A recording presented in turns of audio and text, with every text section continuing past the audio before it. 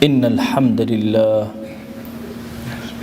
نحمده ونستعينه ونستغفره ونعوذ بالله من شرور أنفسنا ومن سيئات أعمالنا من يهده الله فهو المهتد ومن يضلل فلا هادي له أشهد أن لا إله إلا الله وحده لا شريك له وأشهد أن محمدًا عبده ورسوله يا أيها الناس اتقوا ربكم الذي خلقكم من نفس واحدة وخلق منها زوجها وبث منهما رجالا كثيرا ونساء واتقوا الله الذي تساءلون به والأرحام إن الله كان عليكم رقيبا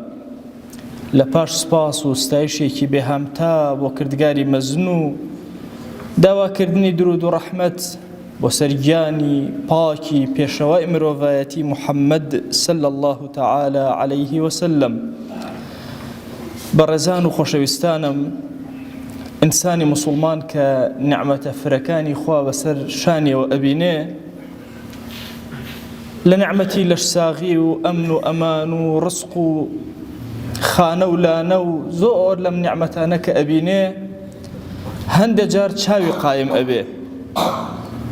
شکری ڕەب العالەمین بە ئاسانی ناکات. بابەتێک هەیە لە گوناهە کەبیرەکان بریتێ لەوەی کە ئینسان ئەمین بێ لە مەکری خوا، نەترسێ لەوەی کە خوا عقوبەی بدات و سەلبی نعمەتەکانی لێ بکە و نعمەتەکانی لێ بسەنێتەوە. خۆشەویستمان صلی الله عليه و آله وسلم ئەفەرمێ یەکێک لە گوناهە کەبیرەکان بریتێ لەوەی ئەلئەمن من مەکری الله، ئەوەی ئینسان ئەمین بێ و پشتوێنی لێ بکاتەوە وا بزانێ ئەو نعمەتانە کە هەیەتی هی خۆیەتی و لێی ناسەنرێتەوە، کە ئەمە بابەتێکی زۆر گرنگە. ئێمە ئەبێ بە هوشیاری مامەڵەی لەگەڵاکەین، چونکە ئەم بابەتی نیعەمە زۆرانەی کە ڕەب العالەمین بە ئێمە عەتا ئەکات ئەبێ ئێمە زۆر ئاگامان لێبێ نەبادا لە دەستمان دەربچن و بڕۆن. لە قورئانی پیرۆزە ئەفەرمێ وەکەم قەسەمنا من قەڕیەتین، چەند لادێ هەیە کە پشتمان شکاندن. قەسم بە معنای پشت شکاندن دێ. كانت ظالمة وأنشأنا بعدها قوما آخرين، چەند لادێ هەبوون زۆر ئازاد تۆکمە پشتمان شکان و قەومێکی تریشمان خستە شوێنیان، هەر ئەسەریان نەما وەچەیان بڕایەوە. پێغەمبەری خوا صلی الله عليه و آله وسلم هەر کاتێ هەورێکی ڕەشی لە ئاسمان ببینایە یا بایەکی قایمی ببینایە یەکسەر دەموچاوی ئەگۆڕە. ئەنوو ئەی خۆشەویست بۆ دەموچاو ئەگۆڕێ؟ ئەی فەرموو چۆن دەموچاوم نەگۆڕێ کاتێک کە هیچ ئەمانێک نییە؟ کێ ئەڵێ ئەمە عەذابی تیان نییە، خوا بە عەذاب بۆی نەناردووین؟ قد عذب قوم بالريح، لپێش ئێوە قەومێک گەلێک بەبا خوای گەورە ناوی بردن. قەومێکی تر عەذابیان بینی هاتووە سەریان پەڵە هەورەکان وتیان هذا عارض ممطرنا، ئەمە پەڵە هەورێکە چۆن پەڵە هەوری بەهاریەت و ئەڕوا عارضە، ئەوە خۆی پەخشەکات و ئەڕوات و بڕێ بارانمان بۆ ئەبارێنە و ئەڕوا ئاگەیان لەوە نەبوو عەذابێکی بە شیددەتی تایە کە بۆی ناردن و بە هەلاکیا بردن. ئێمەی ئیماندار ئەبێ قەت ئەمە لە یاد نەکەین، دائیمە ئاگامان لێبێ پەیوەندی لەگەڵ خوای خۆمانە، مەهما کان گوناهباری پەیوەندی لەگەڵ سەرەوە نەبڕی. ئەمین نەبی لەوەی کە خوای گەورە عقوبەت ئەدا. چەند دەوڵەمەند هەبوو بە ڤایرۆسێکی زۆر بچووک وهای لێ هات چێژی لە نعمەتەکانی نەئەبین و هەمووی لە خۆی ئەسەرف کردەوە. چەند کەس هەبوون وەکو ئومەتانی پێشوو کۆیان کردەوە و خەڵک غیبتەی پێ بدەن، پارەی زۆر و سەروەتی ساوتیان ئەمانە وەچەکانیشیان هەر لەسەر دەوڵەمەندی ئەژی.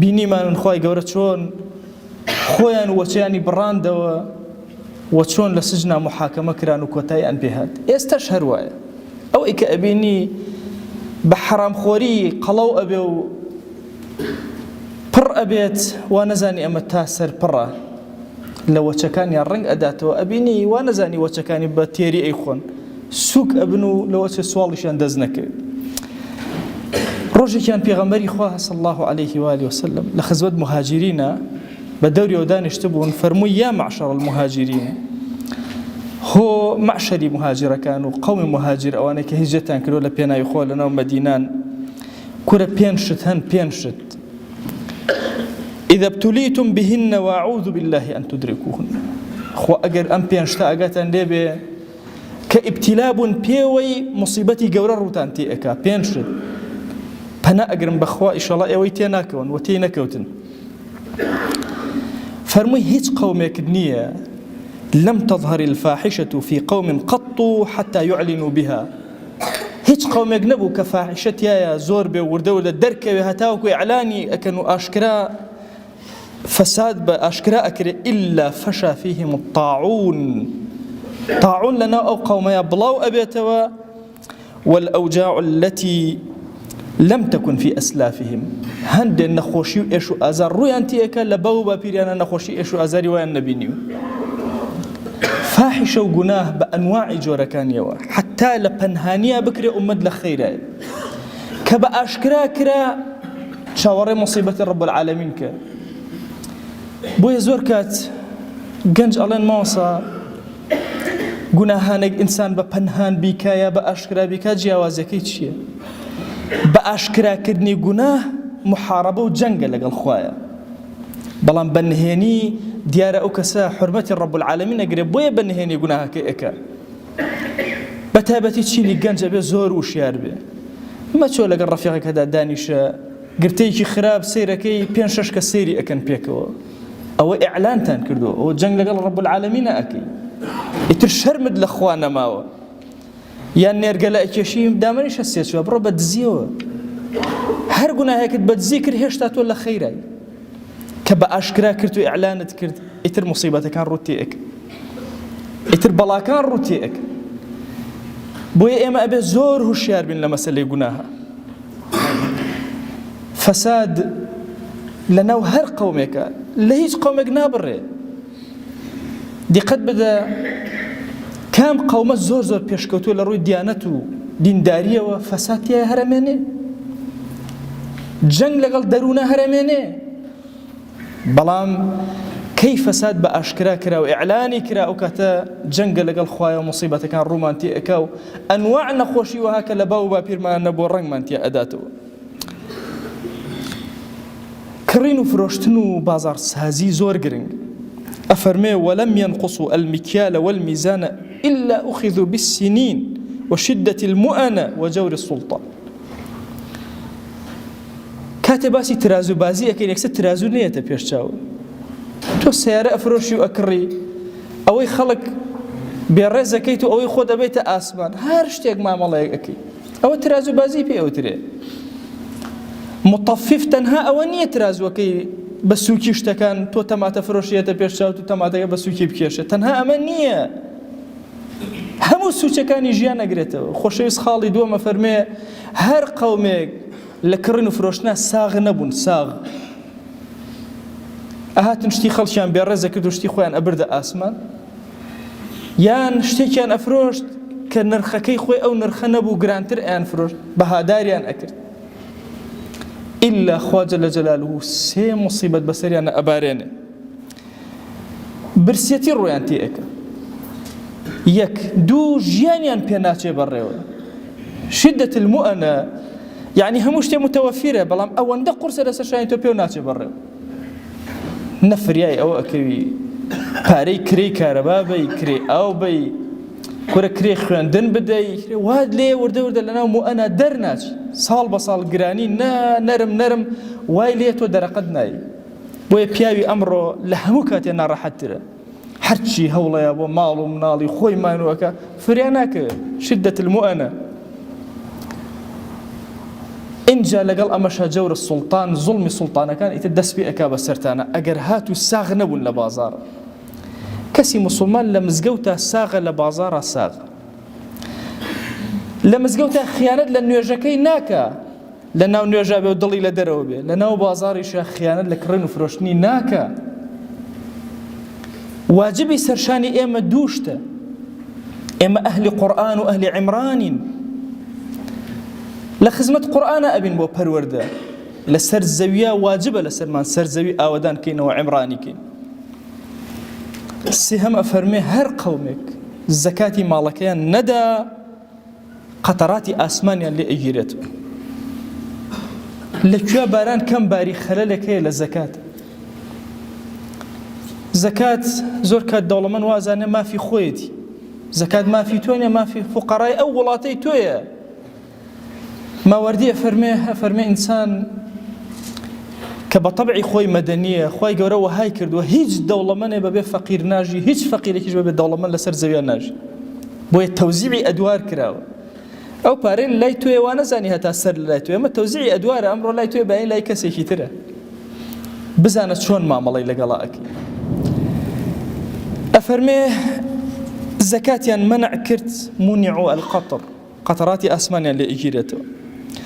ئەگەر عەهدی خوا و پێغەمبەری خۆیان صلی الله علیه وسلم پێشێل کرد، چەند جار وعد ئەدەیت لەگەڵ خوایە لەگەڵ پێغەمبەری خۆیان، خوا ئەکەیتە شاهید.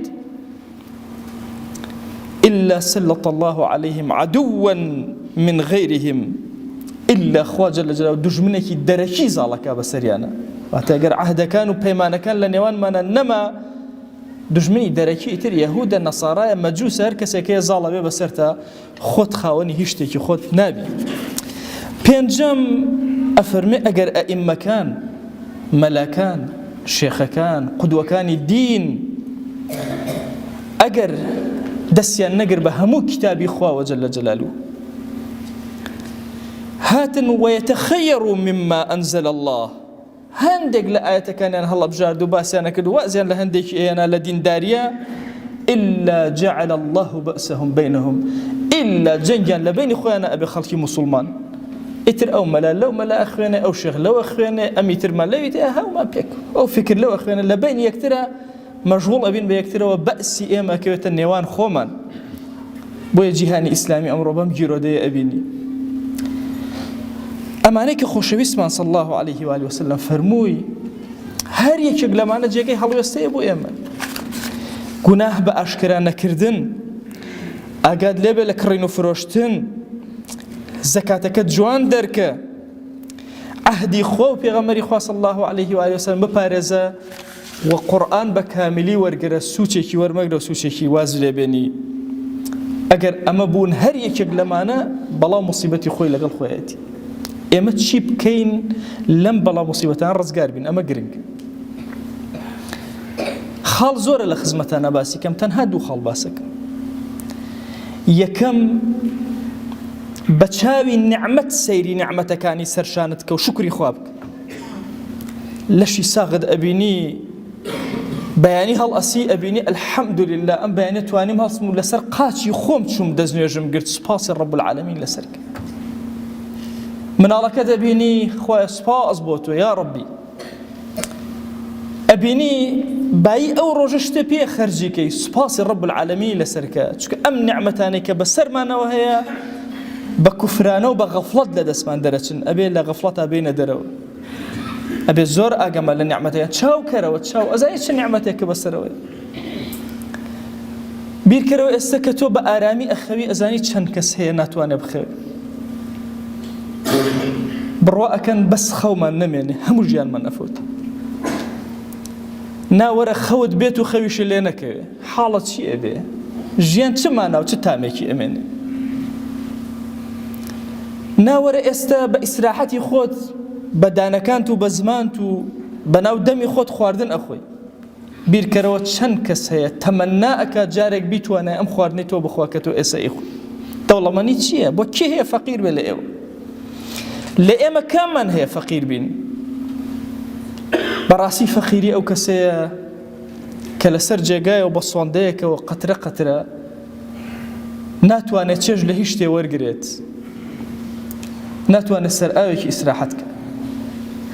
بۆیە ئەبێ زۆر سوپاسی ڕەب العالەمین کە لەسەر نیعمەتەکان کە پێیداوی. یەک، دوو، هەر خراپەیەکت بینی ڕێگری لێ بکە. زەمانی ئەمانی ئەم ئومەتە کە تووشی بەڵام موسیبەت نەبێ ئەوەیە لە بین یەکترا ڕێگریکەین لە خراپە. خراپەیەکە بینی شەرم مەکە لە براکە، بڕواکەن جاران لە مزگەوتە بەبیرمە ئەگەر مخالەفەیە بکرایە 20 کەس بۆیان ڕێک کردەوە. ئێستا مخالەفە لە مزگەوتە بکرێ هەموو خەڵک کۆ با مەلاکە قسەیە بکە کرۆ ئەرکی سەرشانی هەومانە. ئەبینی لە بنەماڵەکەتە، لە ناو مناڵەکانتە، لە ناو خێزانتە، لە دراوسێکەتە نەهی لە منکەر ئەمە نییە بڵێ ئەوە نەکەی، بۆ شێوازە نییە. ئسلوبی جوان، ئەدەبی جوان، گەنجێک ئەبینی لەسەر ڕێیە خۆتی لێلا مەدە با گوناهبار بێ، بڕۆ قۆڵکە بە قۆڵیە نەرم لەگەڵیا بجوڵەرەوە بێنەرەوە بۆ مزگەوت. ئەزانی هەموو شەیاطینی دنیا لەسەر گەنجی ئێمە کۆبوونەتەوە، ئینس و جین پەلاماری ئەدەن و لا ڕێ ئەبن، ئێمەش خۆمان پاڵیان پێوە ئەنین بیهێنەرەوە ناو مزگەوت. کامە زۆر خراپە لە دراوسێکەت، زۆر لەگەڵ ئەوە باش نەرم بە لەگەڵیا، ڕای کێشە بەرەو دینداری و خواناسی. حتا وەکو فەرمان بە خراپە لە ناومانە هەبێت، ڕێگری لە خراپە هەبێ و فەرمان بە چاکە هەبێ، هەتا وەکو ئەمە هەبێ لە ناومانە دڵنیابن عەزابەکانی خوا مە زەمانی ئەمان عەزابەکانی خوا ڕوومان تێ ناکە، بەس کە نەما عەزابەکان بە لێشاو ڕوومان تێ ئەکەن.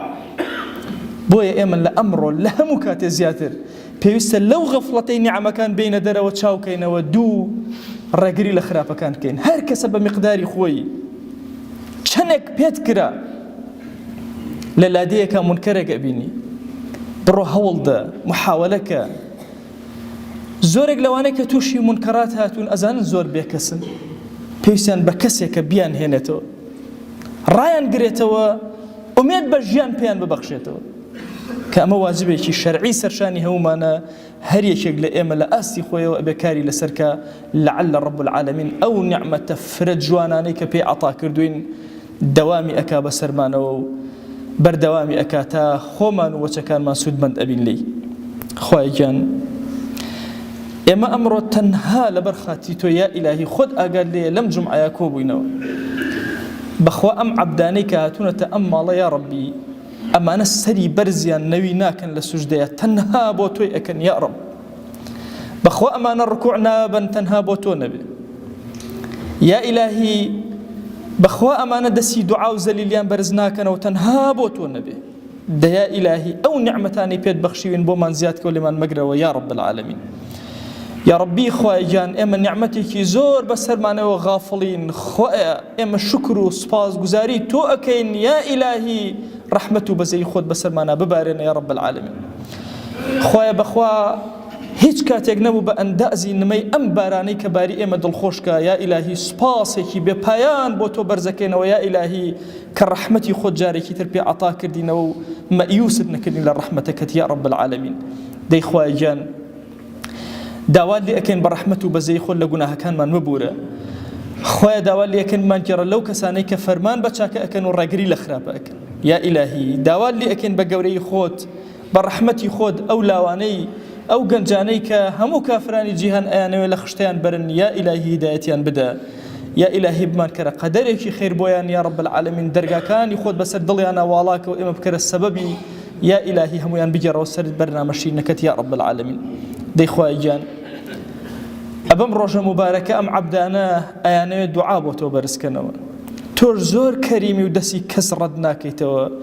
تو گەورەی خۆت لەم جومعە مبارەکە دەسی ئەم موسڵمانە ڕەت مەکەرە و دوعاکانیان قبوڵکە. ادعوا الله وأنتم موقنون بالإجابة. الحمد لله رب العالمين والصلاة والسلام على خير خلق الله محمد وعلى آله وأصحابه الكرام وتابعيهم بإحسان إلى يوم الدين. ربنا أرنا الحق حقا وارزقنا اتباعه وأرنا الباطل باطلا وارزقنا اجتنابه. أوصيكم عباد الله ونفسي الخاطئة المذنبة قبلكم بتقوى الله وكثرة مخافته، فإن التقوى شعار المؤمنين ودثار المتقين ووصية الله تبارك وتعالى في وفيكم وفي الخلق أجمعين. وشوي سكام يوچا حسرتا إنسان جيان لوينوش أنا خلقي وينو گناه كراو خوازياتر شاموبن عصيان برس كراو بي آي زياتر نعمة شام جملر جاري شانهن إنسان بيني فرع عادز بو هزب مرياي ويش كرو چي دنيانا. پیغمبر خواه صلى الله عليه وآله وسلم فرماو إذا رأيت الله يعطي العبد من الدنيا على معاصيه أجر ديل خوا جل جلاله نعمته يجمارنو ملو يوجع عبد كاره آيج جناه كرو حتى جناه زياتر كرو فرترج موبنا بزانا فإنما هو استدراج إن بنج ما شريو الشرع أنا بنج ما شو استدراج شيشة ورده خواي جورا باتكش لكرو بيكسه تمام حتى أكو طغيانش تمام يونا إن جاءك تا كتوبري وانا رب العالمين قرار مو بجيرتي عبدي قد نعمتك عشان جيرو وإذا أخذه لم يفلته كاتك رب العالمين قرار جدائك سيعقوبه هيج مجال برشيجني هرشي هنقام من يو هنقام كي كشود لتماشر وشو اسمعي آية شوانا وفرماواش فلما نسوا ما ذكروا به فتحنا عليهم أبواب كل شيء أخوة أجر ويرشا شيو أنيك كريبة تذكرة بآيشة كويرشا وزيني وسرو خاصة كاري إنشا هر ويرشا شيو أصلا نلين وخطبة وشان نشارة قوش جيرا تمام طغيان شا زيادش كرد فتحنا عليهم أبواب كل شيء حتى بركة الزمين نجا خير وخيراتي بيشا كرمي حتى إذا فرحوا بما أوتوا يتفرد الوشبا بيني كدريان شابنا أخذناهم بغتة كتوبرنا عقبوا إن شاملهم طبعا أجر إنسان والترزان عقوبة دريو كتوج حاضر كرو خاستره أجر نزانو كتوبر بو فرفر الزحمة وينو جاري دوسي ومبريوش هورا تريش خيدابي ونو وفاتش كردابي واتي ما وصى من بوشي فرنا راح أنا وين بي حاضر نكرده بي قصة كيش فرد تمام إنسان ويش حاضر كرو بي مصيبته كروش كرانه أسان ترى سرو ضلي شو كانه ك ويش حاضر نكرده بو كتوبر مصيبته كروش كرون رب العالمين فرماو كتوبر كجيرتي ما بغتة أجش جويشانيا حالته وانا إني أوبر ومستينة عقوبة شاملة إتر أكاتب برشيشانيا جا عقوبة رب العالمين إمش أرونا هاريو جائم بر نعمته كما فر فقيرة النج نعم إنا سروك بجماروش أندازن نمي بيو الوا بلا بيو خاصي بيا خاصي واتش فر فقيرة نا تشكر بدرتاننا بجياننا فرماوش خاصة شماكيل مي بد درهمي واتش ناوم واتش أي جنيوي ويل گۆشەکاو مەیشا بە دەدرێ من هاوڵ ئەی خاسە بووڵ ئەی خاسە چێژ و جوانێڵ ئەی خاسە قاچەکێڵ دەسەکێڵ واتش ناوەڵە واتە دە عیب مەکەری ساحب و ئیگرد و زەڕ و مڵک و سەرۆت و سامانینی ماچی فەقیرەنە کاممە فەقیرە ئیگرد و نیعمەتە جوانی خۆی گەورە ئینە سەرماوە والله نیعمەتەکە بژمارە فرە و کاتی ئینسان مەزان و چەنی مامەڵەکە و چەنی مصیبەتیانە مصیبەتێکی چ نیعمەتێنێ إيجردو نعمة جوانا ويني سرويتو إيجردو جمالي ويني سرويتو سبحان رب العالمين كره ملا جناه كري واتي خويتر هر نعمتك بميا كتب رنا سفر بيو كاتب وزاني إفلاس الكردن كاتب وزاني سرويا جوا شن كسي هنك سجدي وشابه رب العالمين نبردن كاتزانا